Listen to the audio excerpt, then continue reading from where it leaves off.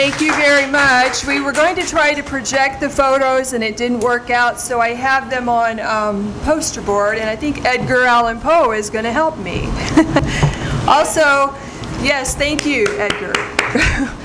Also, thank you, Fayreen Mace, for the plug for the program.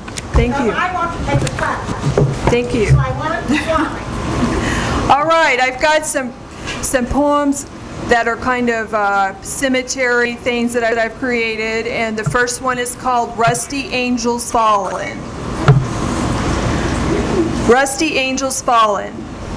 In the moldy confines of the cryptic stones, the mist goes a-mingling through the dead alone, over rusty angels fallen, slithering like a serpent seeking a warm cocoon, searching for the living, a home to make its own.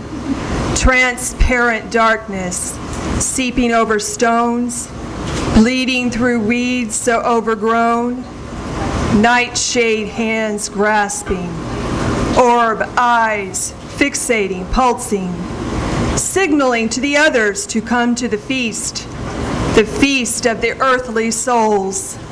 Come bring them to us, make these tombs their home. Transference blending hearts as black as coal. Each whisper waking in the shadows chill, moving as one army, lighting cemetery hill. Strange rumbles beneath, turning headstones to the side. A howling in the wind, causing the moon to shudder, hiding its luminous eye. Misty specters rising to the sky. Rusty angels fallen, covered with years of gloom. Vines entangled, infected with doom. Thunder rumbles, but no rain will fall. Only angry clouds dissecting the mournful, howling maw.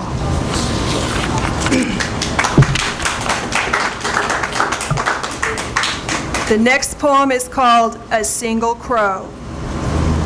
Twilight sky hanging low with blackened clouds covers over the hand-carved stones. Chilly wind blows newly fallen leaves, scattering them on the dampened ground. Blades of grass turning brown, falling down, down, down. Decaying in the cold, lying on the frosty graves. Iron gate creaking in the solemn wind, with the scent of molding rock and precipice. Damp hunger of a single crow, lingering on a low-hung branch, yellow eyes searching for a measure of meaning in a meager monolith. Seeping rain, falling, falling, falling, falling down, crusting its ruffled brow, dripping from the sharpened beak, dropping, dropping, dropping to the stone below, chilling the night with each beaded blow.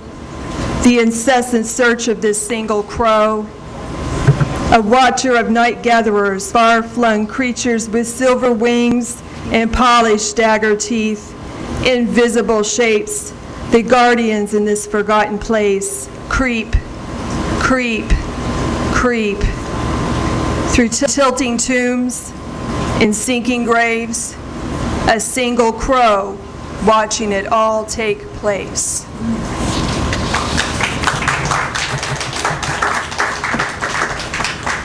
This next selection is actually about the rain, but I kind of changed it up a little to make it very creepy.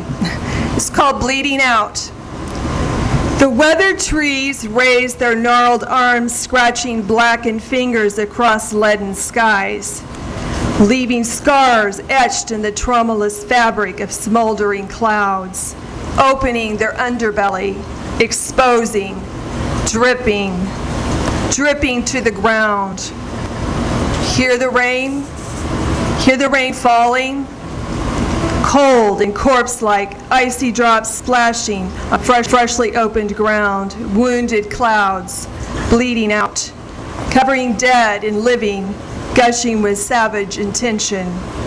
drowning graves and crosses with cold October doom, bleeding into the fog-graced ground, running in rivulets, freezing on parapets of ancient stony sepulchres, ashen in their forgotten years of neglect and decay, like wraiths released, descending, bleeding out of the sky, bleeding out of the wounded clouds.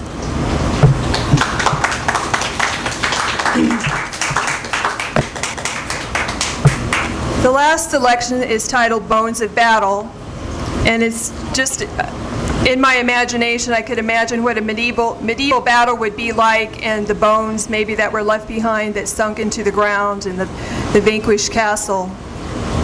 So, Bones of Battle.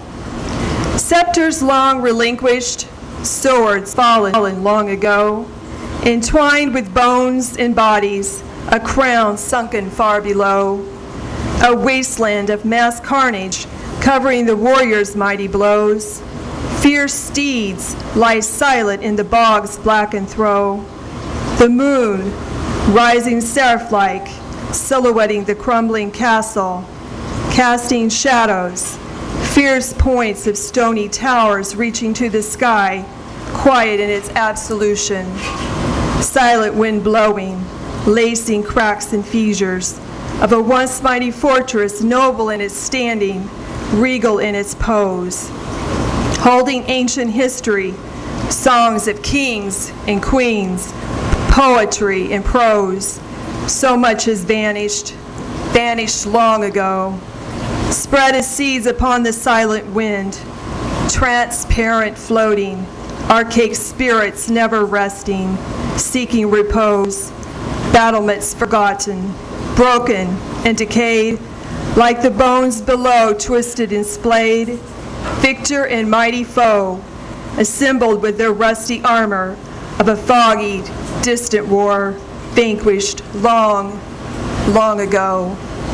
Long ago in the misty moors, just a legend now for dusty troubadours.